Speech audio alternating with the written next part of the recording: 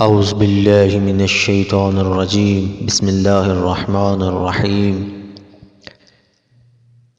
جب مدینہ سے بصرہ کی جانب روانہ ہوتے ہوئے امیر المؤمنین علی ابن ابی طالب نے اہل کوفہ کے نام خط تحریر فرمایا۔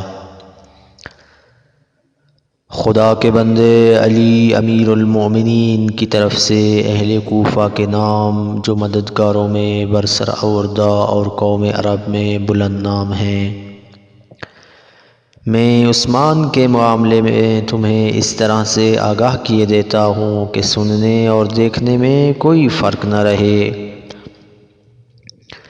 لوگوں نے ان پر اعتراضات کیے تو مہاجرین میں سے ایک میں تھا جو زیادہ سے زیادہ کوشش کرتا تھا کہ ان کی مرضی کے خلاف کوئی بات نہ ہو،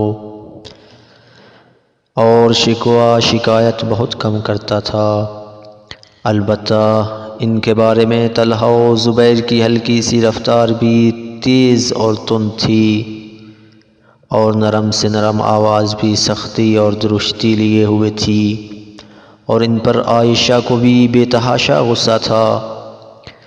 چنانچہ ایک گروہ آمادہ ہو گیا اور اس نے انہیں قتل کر دیا، اور لوگوں نے میری بیعت کر لی، اس طرح سے کہ نہ ان پر کوئی زبردستی تھی اور نہ انہیں مجبور کیا گیا تھا، بلکہ انہوں نے رغبت اور اختیار سے ایسا کیا۔